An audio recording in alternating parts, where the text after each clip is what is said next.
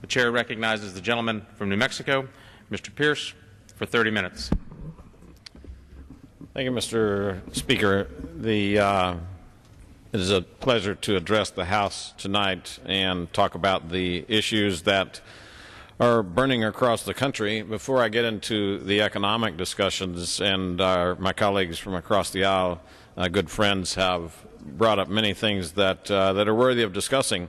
But before I get into that, I'd like to talk just a bit about our Constitution. I think that if we as a republic are not aware of the importance of the Constitution, then we tend to diminish it, we tend to walk away from it, tend to not give it the credibility that it deserves, and that is highly risky for every one of us, but especially those people with very little or no status.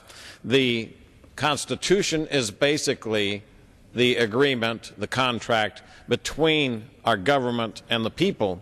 The Constitution is the only thing that limits the power of government. It is the instrument by which we people have our rights guaranteed to us, and any time we begin to diminish or say that the Constitution is not valid, then we put at risk our own freedoms. And one of the ideas of the Constitution was that it was replacing something previous to it. The Articles of Confederation were what our founding fathers originally came up with. Very soon they realized it had great deep flaws. One of the flaws that they found is that interstate commerce going from one state to the next did not act like it was inside the same country at all. Instead, the commerce was stopped at one state line, taxed as it went through that state, stopped at the next state line, and products became so expensive they could not move to market because of the taxation, the accumulated taxation from one state to the next. The founding fathers recognized that to be a problem almost immediately. They convened the Constitutional Convention, and one of the prime articles that they were talking about in that Constitution was the Commerce Clause. They felt it was necessary to address that in order for the country to be prosperous, for it to move forward.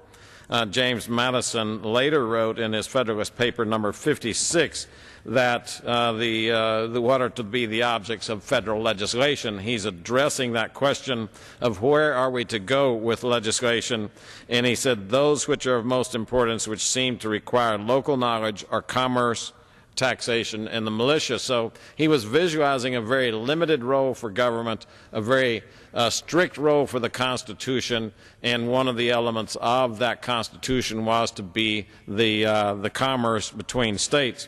So in our Constitution, in our Article 1, Section 8, Clause 3, it's in the Constitution is delineating the powers of the government, and one of those was to regulate. This Clause 3 states that the Congress shall have the power to regulate commerce with foreign nations and among the several states and with the Indian tribes. And so that's the limit of the Commerce Clause, and early on our founding fathers had actually had a very limited definition of that. But that Commerce Clause definition has been expanded over time so that, one of the, if you will research, if you Google commerce/U.S. law abuse, you'll begin to see the ways that our government has begun to extend its reach over our lives by redefining what the Commerce Clause was actually about. Now, one of the cases that has been mentioned is that some criminal somewhere was within a couple of 100 feet of a school with a gun, and that's something that should not be tolerated, shouldn't be allowed. But the government's attacking of that used the Commerce Clause to go through a circuitous route to say that the presence of that guy on or near a school with a gun in his pocket affected the education of the young people, so that it would end the life of the young students, would affect the commerce of the United States. So we're trying to get a guy that can't carry a gun on school property. We're going through this tortuous explanation that somewhere down the line it's going to affect commerce. Now, there are many reasons that we could not allow for someone to have a gun on a school grounds, but to use that sort of convoluted reasoning is one of the threats that we all have, because if the government can go through convoluted reasoning on one thing, it can go through convoluted reasoning on anything. As we research the Constitution, as we talk to people back in in our state, we begin to realize that we in Congress have been extending the powers of the different clauses. We're using them in ways that were not designated initially, and in that basically doing a rewrite of the Constitution. My office, I submitted a bill, H.R. 346, the Health Care Choice Act of 2011. In that we visualized that it would be good for people to be able to shop for insurance across state lines. New Mexico has significantly higher priced insurance than Texas. I live in Hobbs, New Mexico. That's 3 miles from the Texas border. It seemed practical that we would allow people to drive to the state line and buy insurance across that state line, and it is currently prohibited. So I put a bill in that said simply we can go across state lines. On the surface, that seems to be good and noble. It seems to fit the parameters of competition. Competition is always good for consumers. But in a closer looking, we realize that what we're doing is we're doing the same extension with our bill that we're complaining about, and others saying that the federal government can declare that a state's right to regulate its own insurance is improper. And so it's my full intent not to pursue our bill, because I believe it's myself, after looking, that it does not fit the constitutional requirement that we have. So that is one issue that I wanted to speak about today. The next is I'd like to talk about the bill that we just passed off of the floor today, that funds our troops in the face of a government shutdown. I served in Vietnam in 1971, 2, and 3. I was there at the choice of my government, was not a volunteer, drew a very low draft number, ended up going through flight training, was flying combat missions in Vietnam at a time when our nation began to choke off the funds to the troops in combat. I can remember that the missions here in the U.S. were being choked and starved for fuel, so that training could not be accomplished in the full curriculum that was established before us.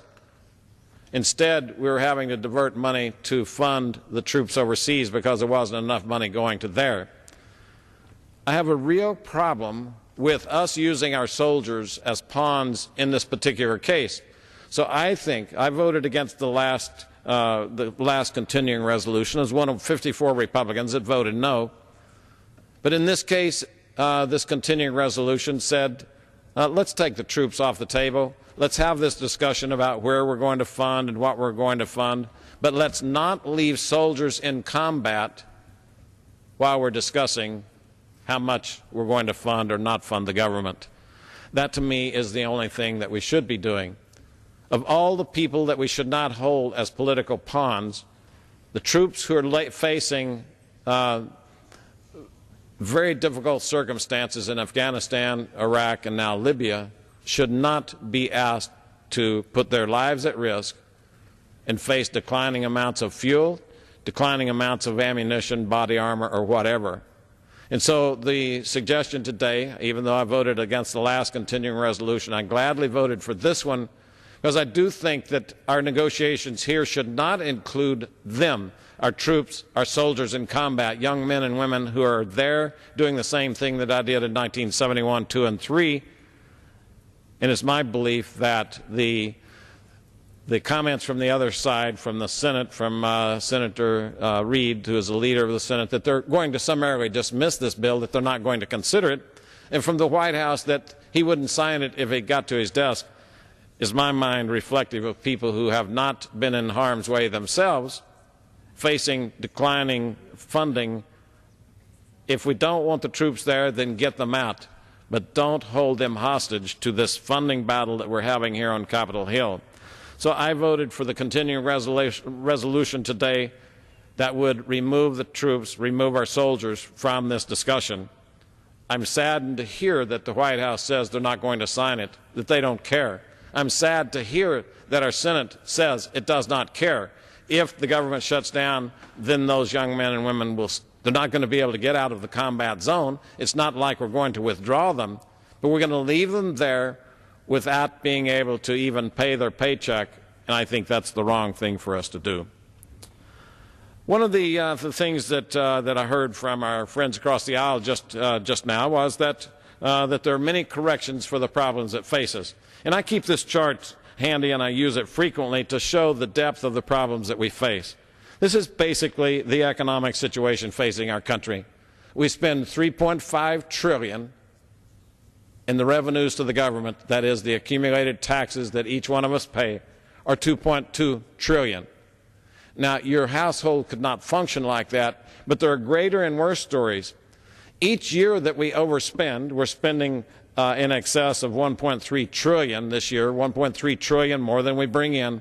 Each year that we do that, I just draw this as a schematic where you show the deficit running over and it runs into the debt barrel. The accumulated debt of the nation is $15 trillion.